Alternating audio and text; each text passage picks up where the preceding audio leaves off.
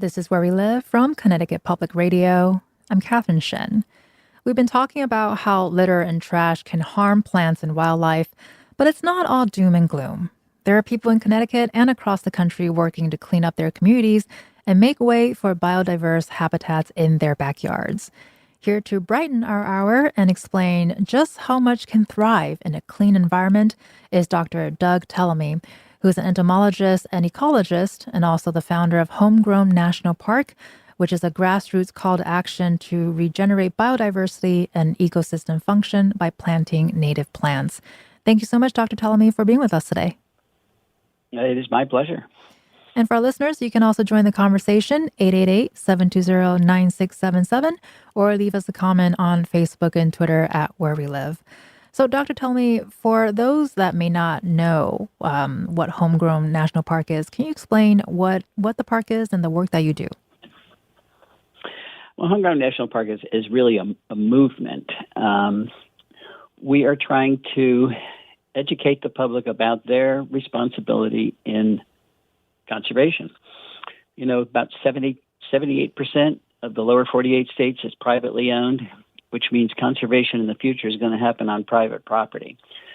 We do have parks and we do have preserves, and they're just not enough. They're not working. We're in the sixth great extinction event the planet has ever experienced. So the solution is to practice conservation outside of parks and preserves, and that's on private property.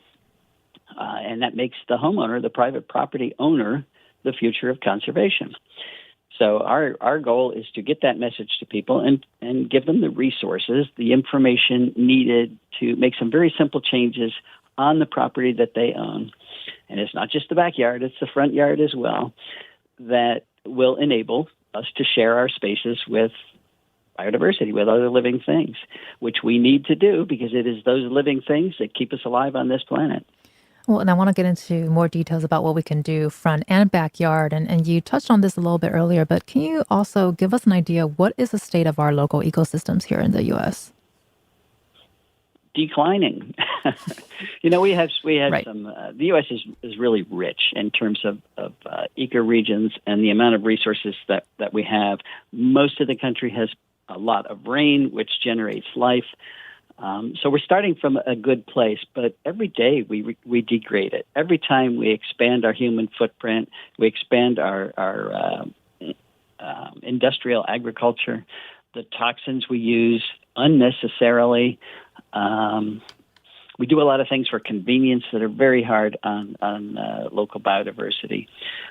So we're hammering the nature that supports us, that keeps us alive, that provides the life support that we all need. And we think, well, we'll do that in a park. But we need ecosystem services. We need life support everywhere humans are. So the frustrating thing is that it's really easy to turn this around. We're not talking about humans leaving a particular place. We're just talking about using the plants that support the life that we all need. Well, and you mentioned life support and also the systems and how everything is connected. And as an entomologist, you study insects, and we just heard about birds earlier, like ospreys. Can you give us an idea of how are all of these creatures connected? All right, well, let's use birds as an example.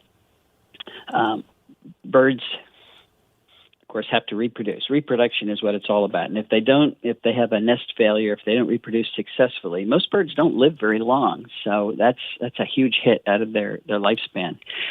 96% of our terrestrial birds rear their young on insects. And most of those insects, for most species, are caterpillars. So we can just boil it down and say we've got to have plants that support a lot of caterpillars. Well, caterpillars are really fussy about which plants they eat. And think of the monarch butterfly that only eats milkweeds.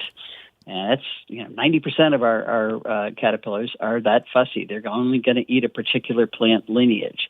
So if we don't have those plants in our environments, you don't have those caterpillars, and then you don't have enough caterpillars to feed the birds. And I'm talking about a lot of caterpillars. It takes 6,000 to 9,000 caterpillars to make one clutch of tiny little chickadees. That is so many caterpillars. We're really talking about a lot of caterpillars, and you've got to put the plants that generate those caterpillars in our yards, or we don't have the breeding birds.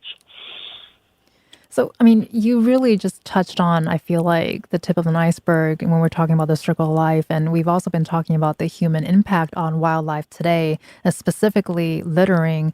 So how do you go about engaging the average person in the important role that they do play in addressing biodiversity without maybe guilt tripping or, Right.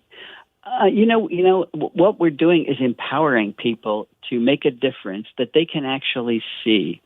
So, for example, if I say, hey, instead of planting a crepe myrtle in your front yard, which doesn't support any caterpillars, why don't you plant an oak tree, which supports, in Connecticut, 557 species of caterpillars?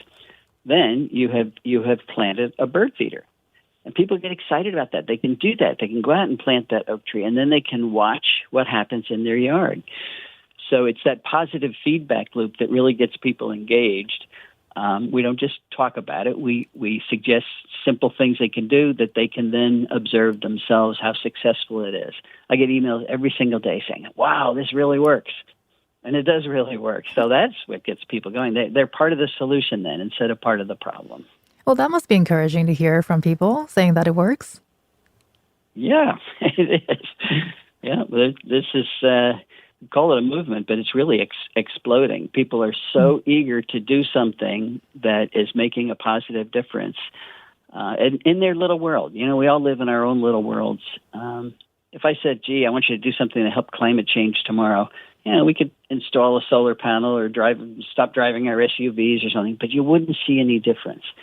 Here, you can revegetate your yard and see a huge difference. We've got 44 million acres of lawn in this country, which isn't supporting any biodiversity. So it's easy to shrink that lawn and put in the plants that are supporting. If you want to help the monarch, it's easy. Put some milkweeds in your yard.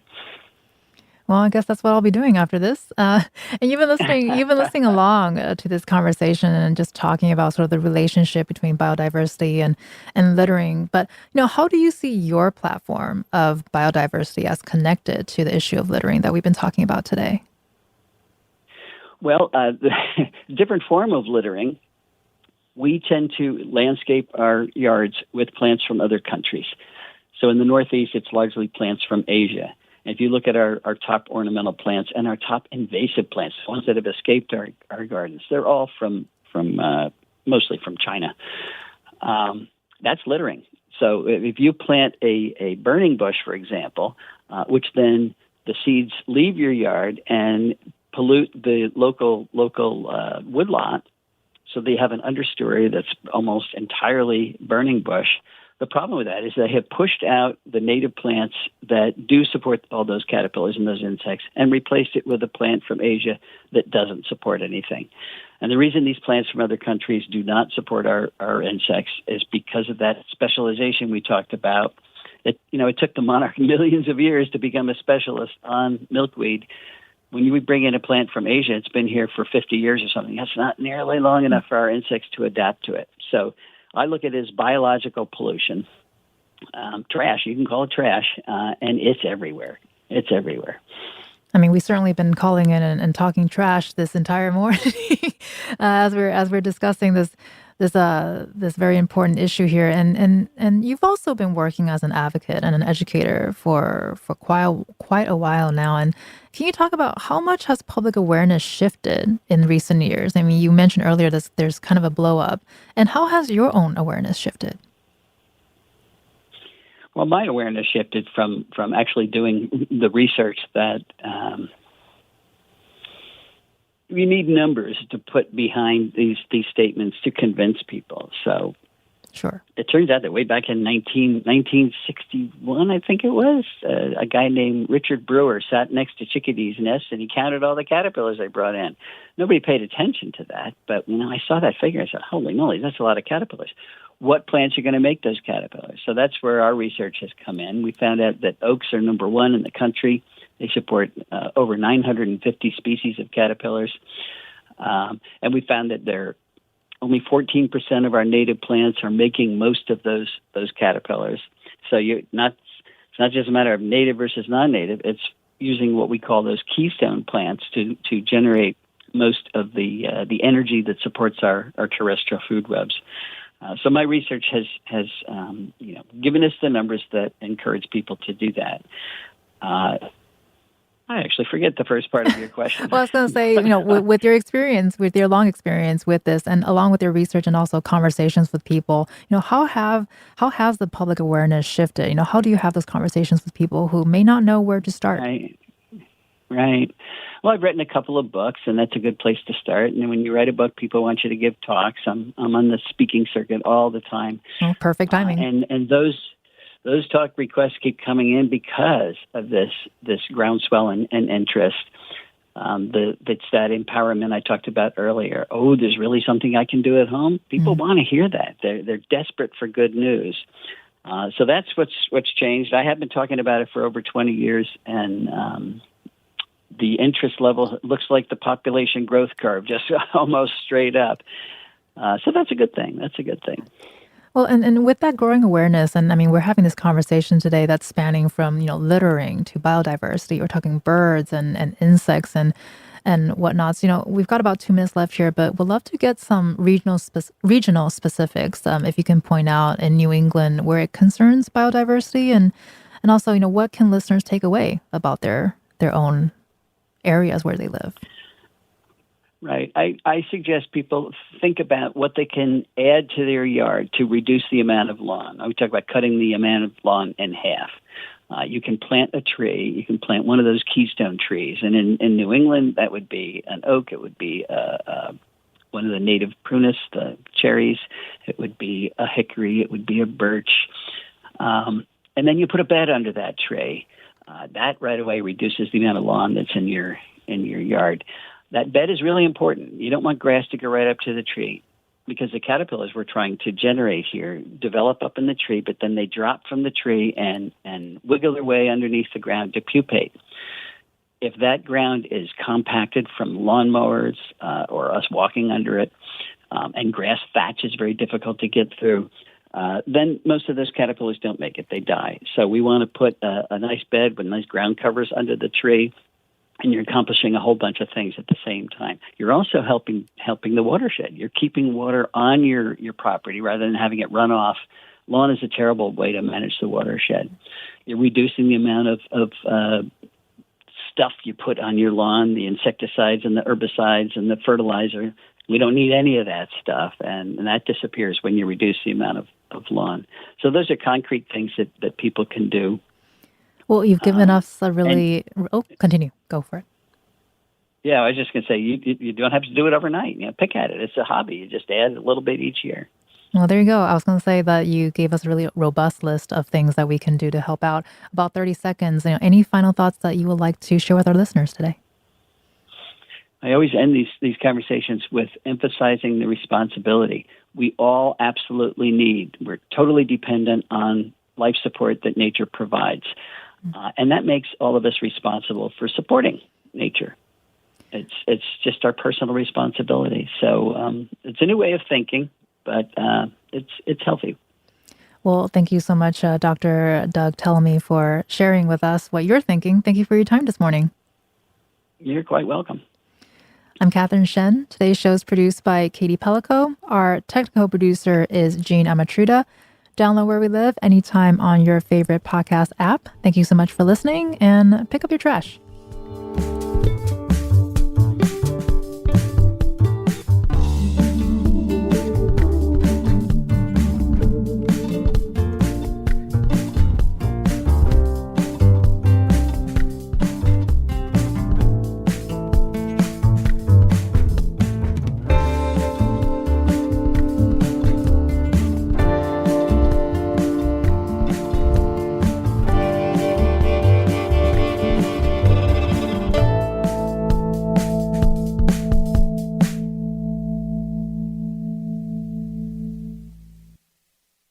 This is Where We Live from Connecticut Public Radio. I'm Catherine Shen.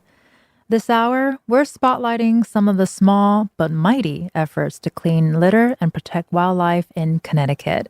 And that includes protecting ospreys. These birds were once on the verge of extinction, but they've made an incredible comeback in recent years. In 2023, there were nearly 700 nests here in Connecticut.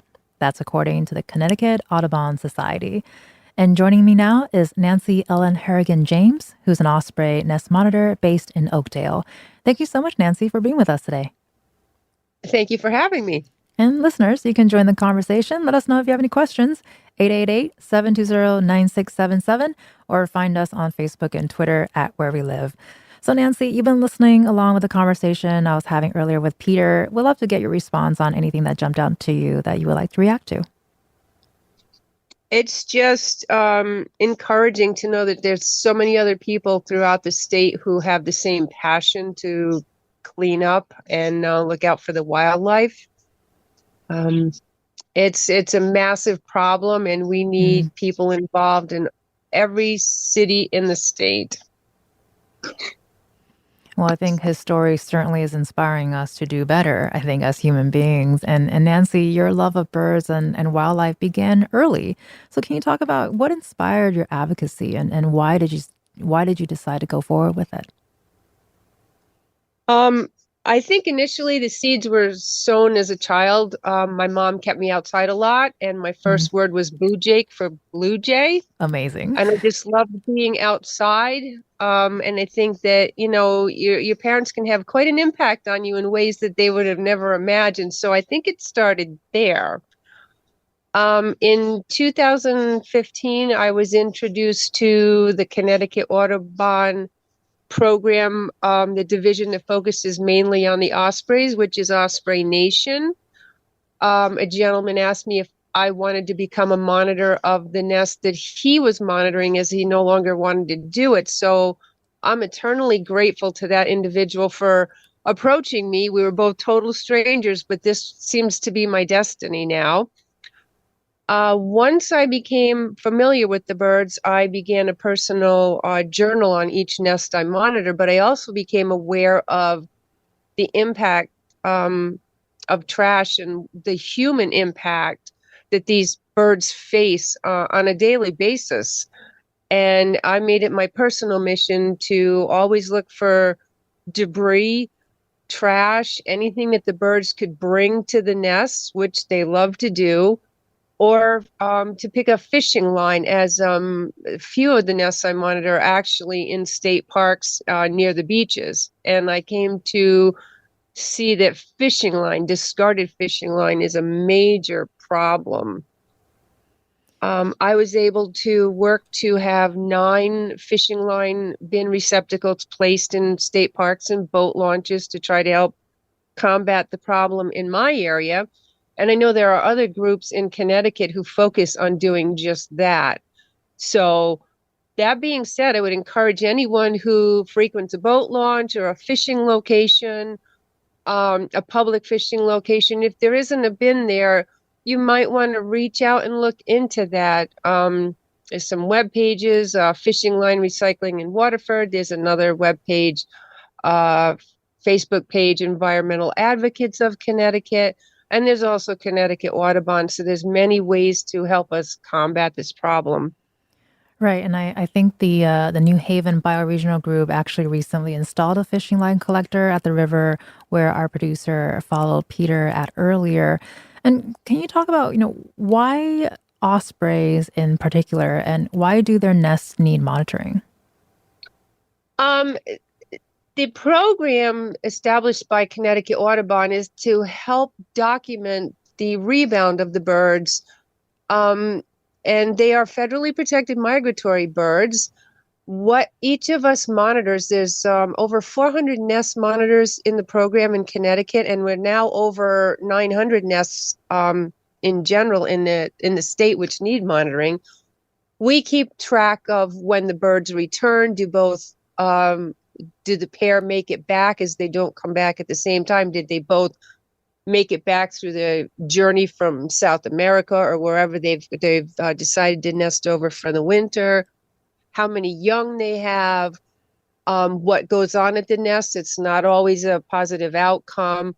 What type of fish they're bringing in, the size of the fish. We send all this information to Connecticut Audubon, which then forwards it to DEP. So there's a whole chain in the study of these migratory birds. And each bit of information is a big piece of the puzzle. Right. And I want to ask, what are the biggest threats to osprey nests? I know you mentioned fishing line. Peter mentioned fishing line earlier. That seems to be one of the biggies. How harmful is the litter to them? It's very, very harmful. These birds have a curiosity over items they find. There was a nest on the Connecticut River that had a flag that the birds brought to it, and teddy bears. Balloons are a big problem. They love balloons for some reason. Um, Plastic bags, trash that's left on the beach, and fishing line. But what a lot of people don't realize about the fishing line, it's not just that it's carelessly left at a boat launch or on a beach that allows fishing. It moves with the tide and it gets caught in the seaweed, Mm. gets tangled in the seaweed, and then ospreys take seaweed blobs and they bring them to the nest to line the nest and to cool the nest. And they inadvertently bring fishing line, bait bags, and other tackle to the nest, which unfortunately can result in serious injury or death, which it actually did at one of my nests in 2021. I lost two 7-week-old ospreys at Harkness Memorial State Park in Waterford. They were just on the verge of taking their first flight from the nest within hours.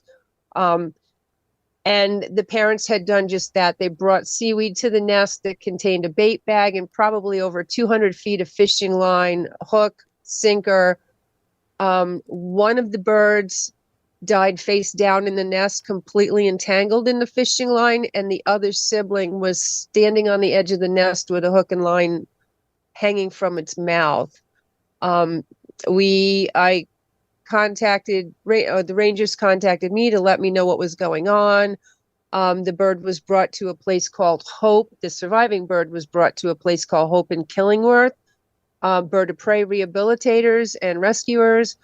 But unfortunately, the damage was so severe that the second young osprey had to be euthanized. So that was just a devastating blow to me and to that osprey couple. So that just caused my fire to burn even more to fight against the fishing line, as I've been picking it up for 6 years before that happened. And then when it happened at my nest, it just became such a personal fight to reach out to the public and bring awareness to the problem. And I'm still going strong and hope to bring that message on an even broader audience by means of the broadcasts like this and other avenues. Right. I mean, if an image like that doesn't stop people from littering, I'm not quite sure what else we can do to not encourage that. And we have a caller on the line, but before we get to the caller, Nancy, I do want to ask. Peter said this is a busy season for dumping now. Is it a busy season for you as well? What are you seeing? It's busy year around, but it's definitely busier in the summer as you have more residents going out to enjoy the beaches and the parks, but you also have more out-of-state residents coming to visit our parks. And unfortunately, for every person who picks up trash and is responsible, there seems to be one that is not. Mm. And it's a broad spectrum. It's across the state, not just in those state parks. It's just in general the mentality of people that, oh, somebody else will take care of it. I'm not going to worry about it mentality. Right. Well, and here, just a quick reminder for our listeners that you can also join the conversation, 888-720-9677, or leave us a comment on Facebook and Twitter at Where We Live. Want to take a quick caller? Shirley, you are on the air. Go ahead, Shirley. Thank you. I just wanted to share a creative idea for dealing with beach trash. I saw an exhibit at the Florence Griswold Museum a few weeks ago in which they had all kinds of items picked up from the beach. So I've decided to create my own work of art using pieces of things found on the beach. I also get rid of regular trash that doesn't lend itself to the art exhibit, but I have lots of interesting pieces already in my glass jar. A piece of hair comb, a partial set of sunglasses, and lots of other interesting things of color. A way to bring attention to the issue and also create some interesting art from trash. Thank you. Well, thank you so much, Shirley, for sharing your story with us. And I have seen some beach trash exhibitions before in these spaces. And Nancy, especially with what Shirley just shared, she's kind of taken upon herself to create art while picking up litter. What would you hope listeners take away from this conversation today? That if you see something that's left behind, be part of the solution, not part of the problem.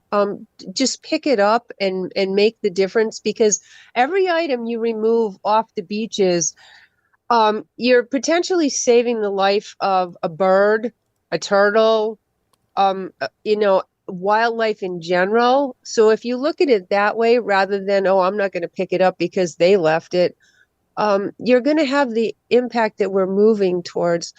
What I want to share is the types of trash that I'm picking up. I see such a huge increase in people just leaving their children's toys on the beach. I have 2 bags full of toys. Netting, the toys comes in, beach blankets, socks, clothing. I'm just stunned at what people leave behind. And if it's not picked up at the end of the day, which the parks don't have the staff to clean the beaches at the end of the day, which is why I go every night, the materials can go right out with the tide. So Right. just make a difference wherever you are, in whatever capacity you're able, and together we can try to fight against this epidemic. Balloons are a huge thing. Balloons being tied to trees in state parks. Right. Kites, kite string. I think education for the public. There's professional kite flying groups that put on demonstrations in the parks, and they have wonderful guidelines. Don't fly the kites under the trees. Don't fly them close to buildings, because when the kites get tangled and the string is left behind, unfortunately, birds can be entangled. We had 2 birds on 2 separate occasions that I'm aware of get tangled at Harkness State Park. There was a seagull just a couple weeks ago, which ended up with a dislocated wing. It was hanging from kite string one morning. And last year, one of my male ospreys, who had a family on the nest, was found tangled in kite string by the mansion on the Harkness grounds. So just being mindful and careful with whatever you do as far as recreation. Just be careful with what you do. Well, thank you so much for that. Basically, the moral of the story today is don't leave any strings behind and leave it better than you found it. You've been listening to Nancy Ellen Harrigan James. Thank you so much, Nancy, for being with us this morning. And thank you for inviting me. And coming up, we'll be hearing from ecologist Dr. Douglas Tallamy, who explains the importance of biodiversity and the delicate balance that litter can disrupt. You can also join the conversation. What cleanup efforts would you like to see around where you live? Let us know, 888-720-9677, or find us on Facebook and Twitter at Where We Live.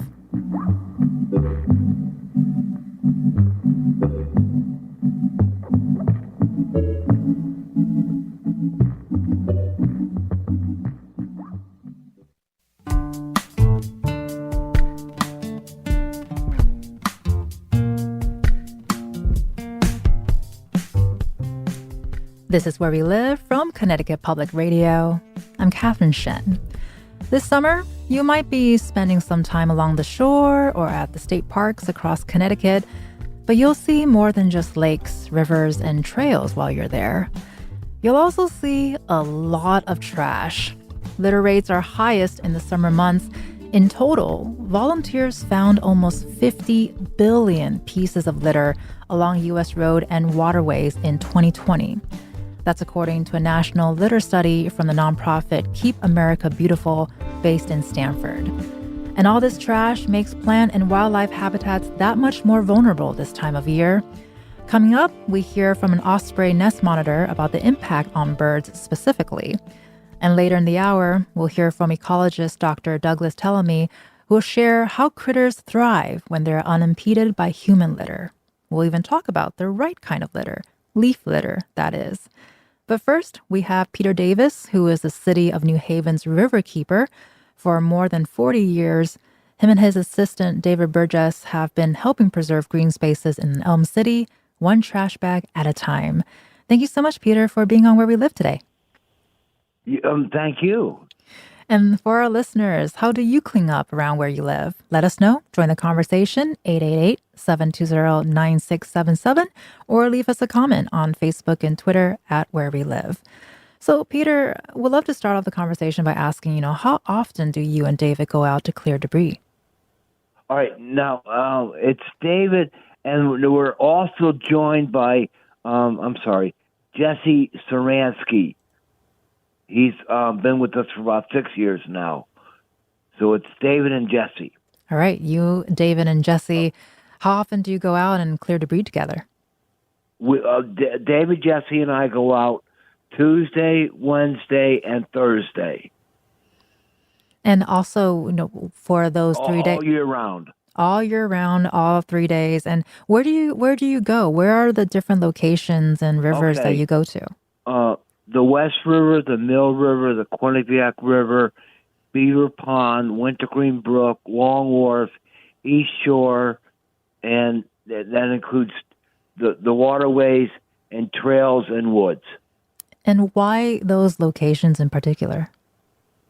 Well, historically they've been like big, a lot of illegal dumping in those areas. And we'll get in. Also, we want to keep them clean because they're also favorite areas that people use for recreation, nature recreation, and also hiking. Right, absolutely. Those are really popular spots. And canoeing. Oh, there you go. Canoeing. That's another popular and kayaking. Summertime activity. So we definitely want to get into more details about what you all do to help clean up the areas. But I also want to get a little bit of history here as well so people can get a good idea of who you are and what you all do. So we mentioned David Burgess earlier. So he's your longtime assistant. Can you talk about how did you meet David? When I worked, David... is associated with Ben Haven, which is a school and residence for autistic individuals. And before I worked for the Parks Department, I had a job at Ben Haven. I met David through Ben Haven. And you're actually retired now, but you're back doing this with David. So can you talk about why spend so much of your life cleaning up New Haven's green spaces? Why is that important to you? Well, since we started 40 years ago, I didn't want to fall behind. So after I retired, I went back part-time to continue. And what do you mean by fall behind? Well, like litter building up again. Right, because it builds up really fast, and I think a lot faster, it does, yes. right? So when we think about litter, I think we might be picturing smaller pieces of trash like bottles or tissue or whatnots. But when you're picking up trash, you're actually picking up all shapes and sizes. Can you talk about that? Well, yeah, construction debris, car parts, tires, appliances. This spring, we Marty Lendroth and I found 2 ATM machines and a safe dumped in the Mill River.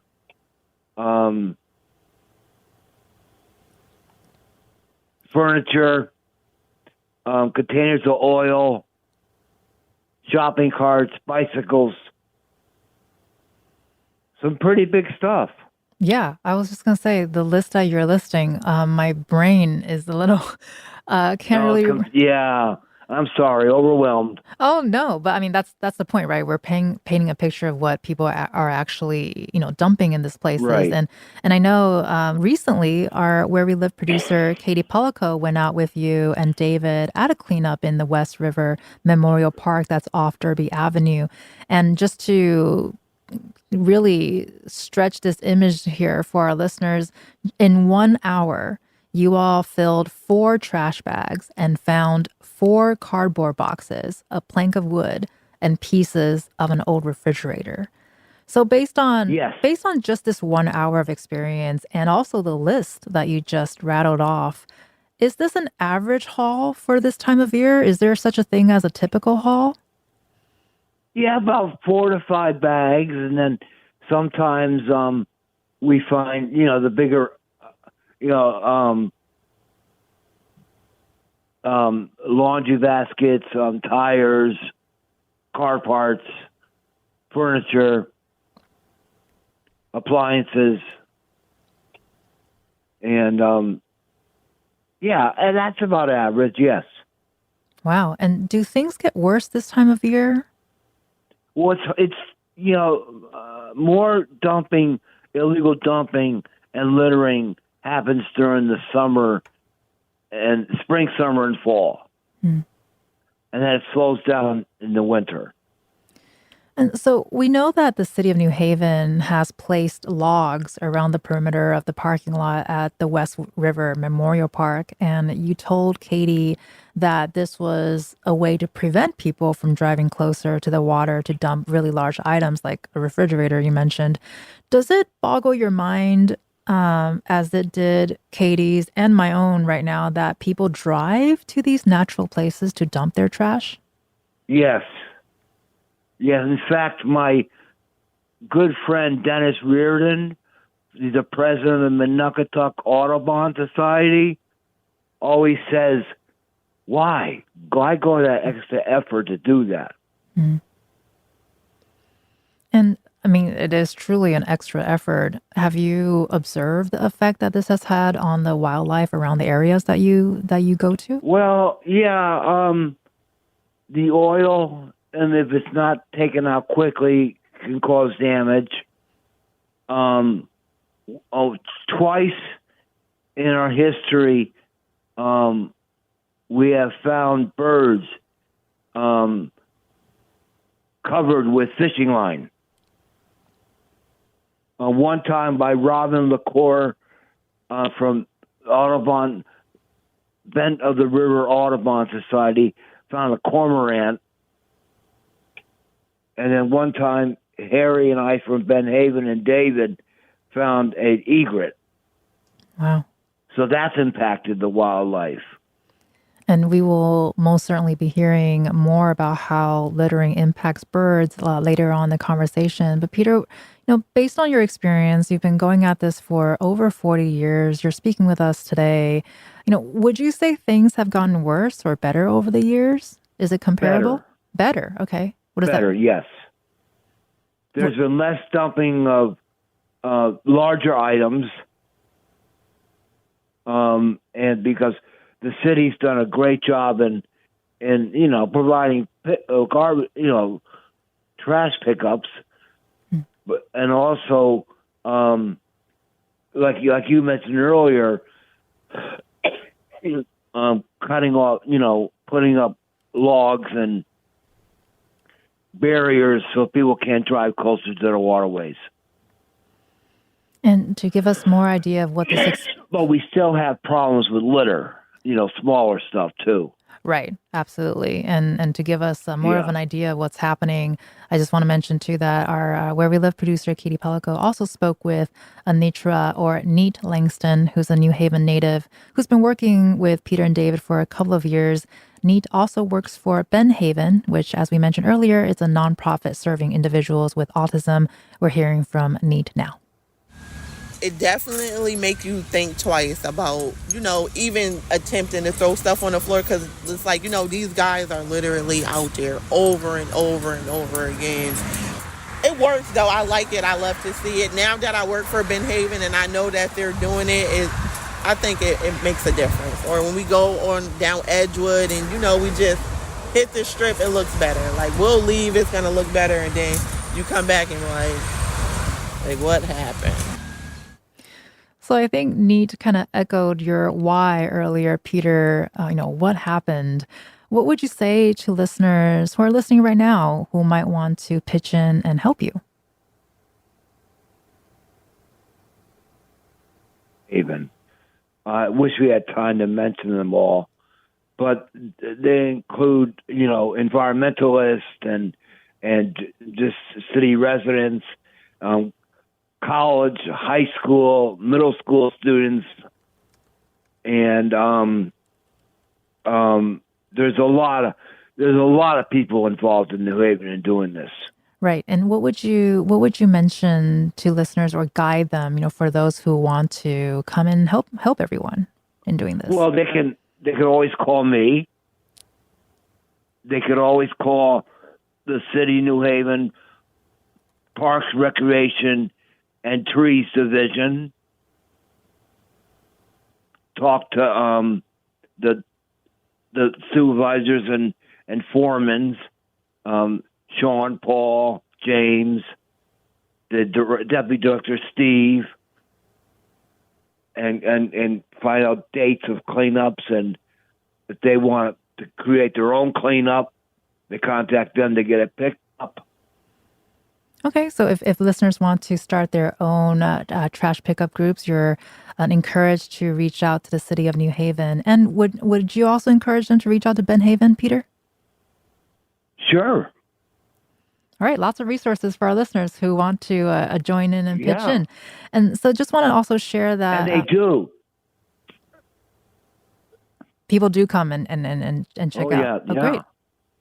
Well, we love hearing people volunteering to help make our spaces prettier and greener and cleaner. And also, as a part of this conversation, we also heard from Aaron Goode, who's a local environmental advocate and also member of the New Haven Bioregional Group, which helps residents connect with their natural and built environment.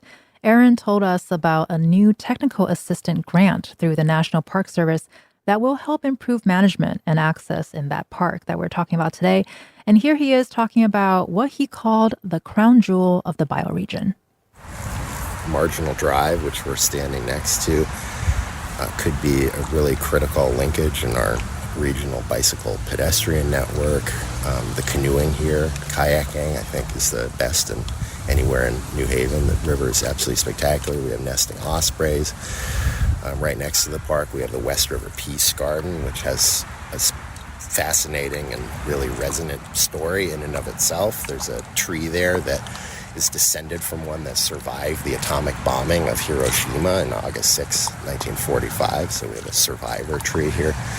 There's a lot going on here, and I think the park is it's a tremendous resource. It's used by a ton of people. But it could be even better if we could kind of get a hold on some of the issues around access to the park. The park is completely surrounded on three sides by state roads, which are some of the most dangerous roads in all of New Haven. I think 40% of our pedestrian fatalities in the last decade have occurred on El Grasso Boulevard, which borders the park on the east. Route 1 here, next to us is basically no sidewalk. There's no bus shelters. The access to the park is, I think, one of the big obstacles to making this all that it can be. So we just heard from Aaron Goode, who's an environmentalist or a local environmental advocate with New Haven Bioregional Group. And Peter, he mentioned there's a lot of nature here, a pedestrian network, canoeing and birds, and also... Canoeing, kayaking, yep. Exactly. And also access to park. And the park is completely surrounded by roads, though. And then there are dangerous roads here in the state. So with your mission, with your own mission, Peter, with your friends doing litter pickup and trying to minimize the impacts of littering around this area, with what Aaron just said too, what would you like to see done, Peter? What would you like to see more to be done around this area? More use of the waterways and parks and trails, and more nature recreation. Because the more people who use the areas, the less dumping occurs. That's a great point. Yeah. And we have two wonderful park rangers in New Haven, Harry and Leanne, and they do a lot of nature programming. So they're increasing that too. Well, that is really great to hear. And speaking of hearing, I want to play one more clip from environmentalist Aaron Goode. And here's what he has to say, Peter, about your efforts.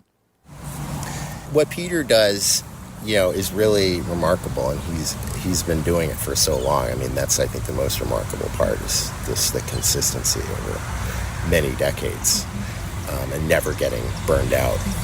And I think that's kind of the key. It's like very frustrating to come here in Marginal Drive after you've just done a cleanup the previous week and to see another huge pile of tires and mattresses and other junk. So I think, we all live in a community. We all live in a human community and a bioregional community, and I think we all have a duty to respect and love our neighbors and the other inhabitants of our community. And I think the work that Peter does reflects that. The work that the West River Watershed Coalition does reflects that. And I think, treasuring our parks and this park, and treasuring the assets and resources that we have in our bioregion, for me, it's like fundamental to what it means to live in community and to be human. So that's what keeps me going and keeps me from getting burnt out, and I think that's what animates Peter's work as well. Thank you. So we just heard from Aaron Goode, who's an environmentalist, and Peter, he mentioned burnout. What keeps you from burning out, Peter? Well, it's working with, seeing the decrease, but also working with wonderful people like Gabe Benoit from Yale and Chris Ozick, who designed litter traps to catch the litter before it gets into the main parts of Beaver Pond, for example. And that inspires me because after it rains, unfortunately, litter goes down through the storm drains and goes into the waterways. But now with these litter traps, it's catching the litter. It sounds like such a simple device, but I'm sure it took a while to put together. And we were having such an important conversation in conservation and preservation here, Peter. Any final thoughts that you like to share with our listeners? If they want to do more, if they want to get involved, what would you tell them? Well, to call the city, or they can always call me, or call different groups like Friends of Edgewood with Stephanie and Frank, Friends of Quarry Park with Tracy, Friends of Fairmont Park with Sylvia. There's a lot of people out there doing this, and they're easy to get hold of. Well, thank you so much for sharing your story with us today, Peter. And just a friendly reminder that folks can always organize their own litter cleanup parties in some of these beautiful parks that Peter has been sharing with us. You've been listening to New Haven Riverkeeper Peter Davis. Peter, thank you so much for joining us today.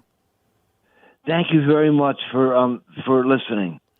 And coming up, we hear from an Osprey nest monitor in Oakdale, and later ecologist Dr. Douglas Tallamy. And listeners, you can also join the conversation. Let us know, what cleanup efforts would you like to see around where you live? Give us a call, 888-720-9677, or find us on Facebook and Twitter at Where We Live.